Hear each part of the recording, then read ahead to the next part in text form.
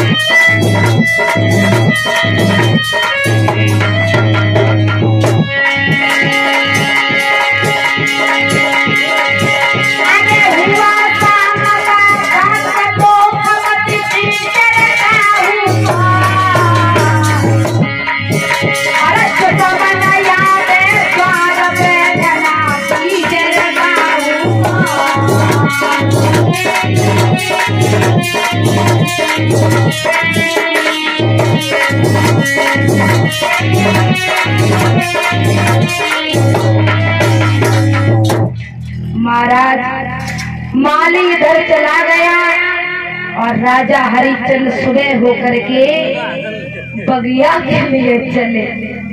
और जब बगिया के लिए चले महाराज, जब बगिया के लिए चले हैं तो शूकर का पीछा करते करते करते करते राजा हरिश्चंद्र बहुत आगे निकल गए।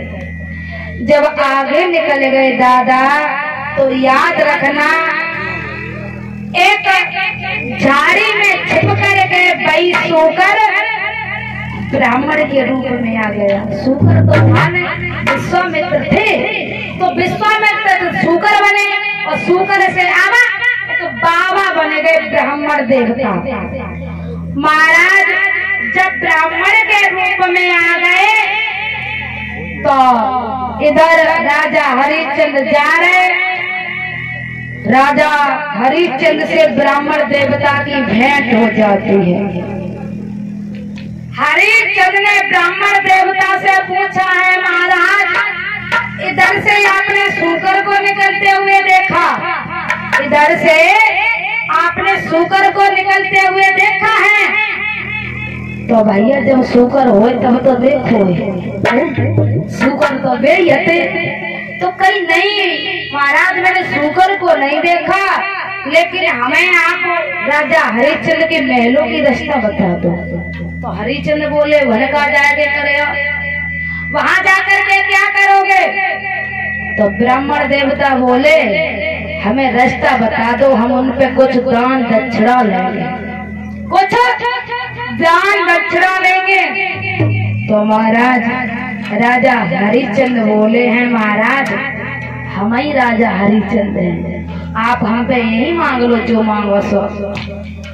आज महाराज ब्राह्मण देवता कहने लगे, हे प्रभु ये तो सोने में सुहागा हो गया है, हम जब जा रहे थे वे वही मिल गए, हम रास्ते में मिल गए।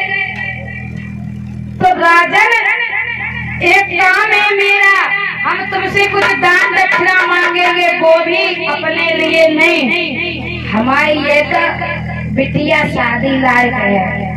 बातें बनाए के बोले परीक्षा ले तो आए ही है, कही कि हमारी ये बिटिया शादी लाए है तो हमें कुछ तुम दान दक्षिणा दे दो। तो लला हम अपनी बिटिया की शादी रचाने पीले हाथ करते हैं।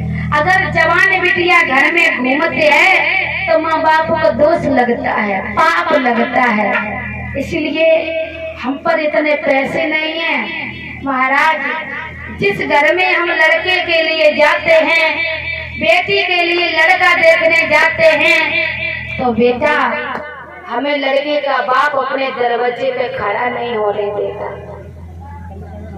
हमें कुछ दान दक्षिणा दे दो तो हम अपनी बिटिया के पीले हाथ कर। राजा हरिश्चंद्र बोले, महाराज इधर राजा हरिश्चंद्र ने कहा, प्रभु आप हमसे मांग लो, इतनी निराश मत हो, आप जो मांगोगे वही देंगे, वही देंगे, वही देंगे। महाराज ब्राह्मण देवता बोले, लला जो हम मांगेंगे वो तुम नहीं दे पाओगे। कि क्यों नहीं दे पाएंगे? कि पहले तो तिरवाचा भर दो। महाराज राजा हरिश्चंद्र ने तिरवाचा भर दिया, उसके बाद में कहा कि अब संकल्प करो तब मांगे, अब संकल्प करो तब मांगेंगे। महाराज राजा हरिश्चंद्र चक्कर में पड़ गए कि ऐसो का तुम मांगन जाएंगे, तिरवाचा भरवारे संकल्प करवारे कहा मांगे महाराज। कि पहले तो आपके पास में जो यहाँ पर है हमें वही दे दो, हमें वही दे दो। तो राजा हरिश्चंद्र बोले, हमारे पास में यहाँ कुछ है नहीं महाराज, कुंजी लगाम है सो ले लो। महाराज कुंजी लगाम दे दी, कहा कि अब तिलवाचा भरा, अब हम बिटिया की शादी के लिए कुछ दौलत मांगे, शादी के लिए दौलत मांगेंगे। महाराज तिरवाचा भरवाया, हरिश्चंद्र पे संकल्प करवाया है, तब कहा है कि लल्ला हमें 60 भार सोना दे।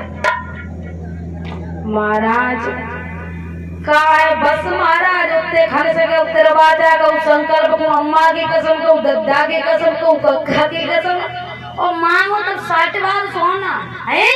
चलो अभी देते हैं, चल के महलों में चलो, हमारे पास में कुछ नहीं है, हम आपको महलों में चल के 60 बार सोना देंगे। अब महाराज जब महलों में चले हैं, जब महलों की ओर चले